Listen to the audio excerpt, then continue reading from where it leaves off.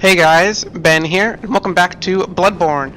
Last time we went around and Yahar'gul, the Unseen Village, a little bit. And killed 3 hunters. This time we are going to continue going through the Hypogene Gaol, which we found the 3 hunters in, and see what has changed since we were last here. Firstly, there's that enemy over there, which looks kind of weird, doesn't it? It's long and grotesque, but it's sort of got some features that are a little reminiscent of, at least to me, of other enemies and body parts. Yeah. So let's go kill this thing. This can be really tough to deal with. It's got the mobility, obviously, of one of the lycanthrope. Oh, did I get it? A visceral attack right off the bat? I don't think I've ever got a visceral attack on these guys. They have tons of health.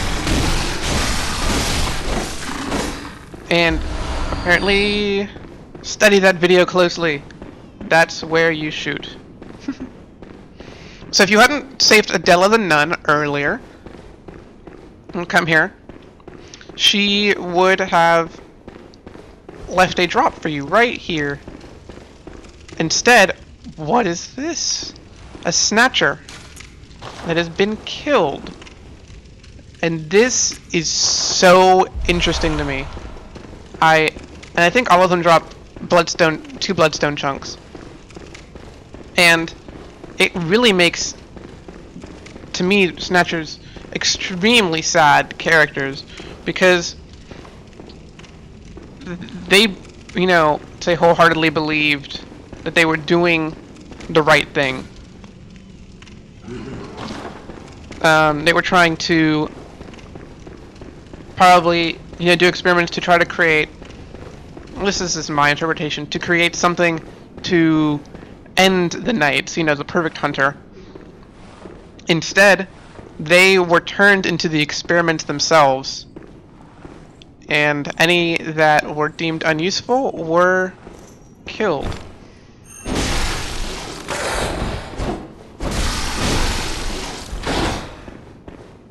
Oh, so they have the same sort of sweeping fight attack motion. Oh yeah, by the way, I didn't mention this. While I was away, I leveled a little bit and got some items.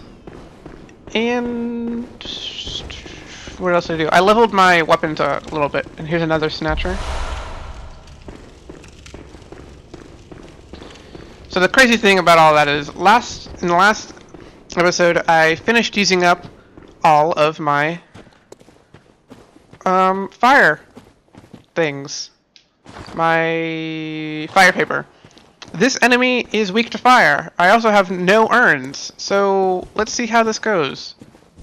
I also usually do this fight primarily with my thing. This is Darkbeast Paarl.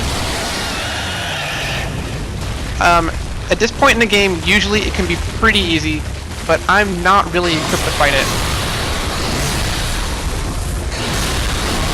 at all. It has electric attacks. It can phase out. If you hit its legs out, I also don't have that. You can also, because it's a beast, it's also susceptible to pungent beast cocktails. You know what? Let's see. I did have urns. Ooh, those are pungent beast cocktail. And I died. Well, we'll deal with that later. That was really me going in there super unprepared. Alrighty. I think I'm a little bit better equipped. I've got this. I'm going to try using the empty phantasm shell. Don't try the bolts at all. It's a waste of time. This is decently effective. Probably more so because I think I've been leveling my blood tinge a lot. So let's go actually set that up first. And let's go with this. And get a pungent blood cocktail going. Did I totally... No, I didn't. Okay. If you hit its back legs, its hind legs, this can be super effective.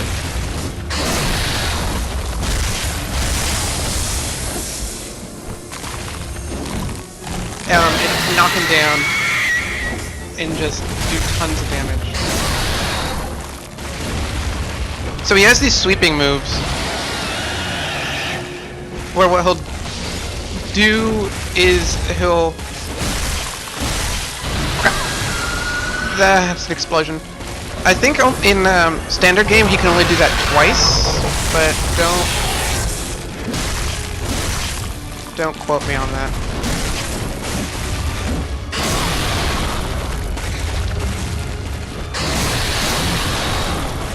I'm gonna I hope he doesn't get off his moves, because that could be awesome.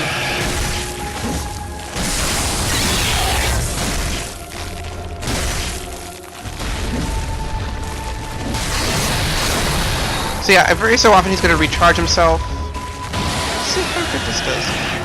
How good? How well this does. All you grammar Nazis out there. Thought you'd caught me. Blood. That's right. Go fetch. This is really kind of hectic, isn't it? This is one of those bosses where I find it's easier to just not even bother locking on. Whoa, I just totally missed all of that. Oh, no, don't die. Okay, I've got enough health. I got some health. I got some health. I got some health. I got some health. Sweeping attack. Oh! Okay. Well, that's that then.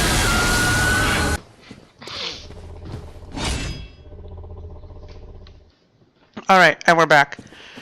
Okay. Which has been like a second for you, at most. So I think my problem with my position right now is I don't tend to use items in this game. And so, I mean, besides healing, obviously. And so, when I have to use items, it really sort of throws off my entire play style, because I'm just not at all used to it.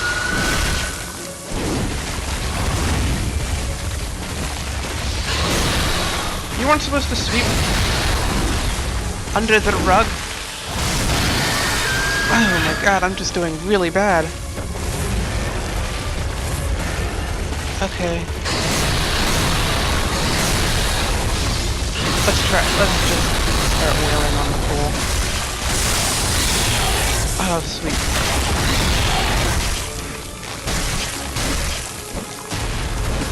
I don't have any pungent beast cocktails left. So we're gonna have to go and just be smart about all this. He's recharged, so that's lovely.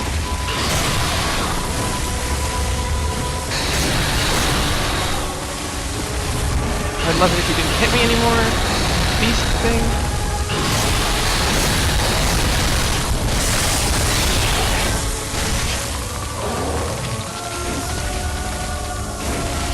Please don't recharge anytime soon.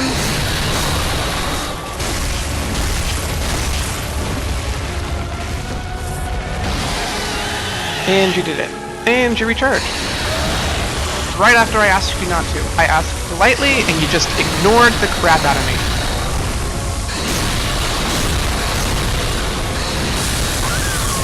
Freaking Now I've only got 9 blood vials left.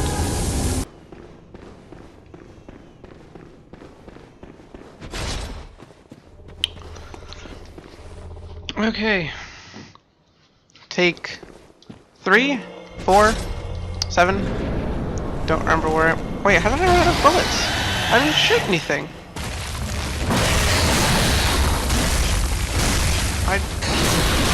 I didn't shoot anything on my way here. Oh, what am I talking about?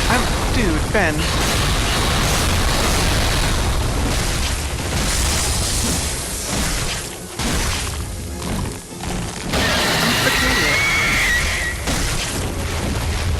it takes 3 bullets to use this.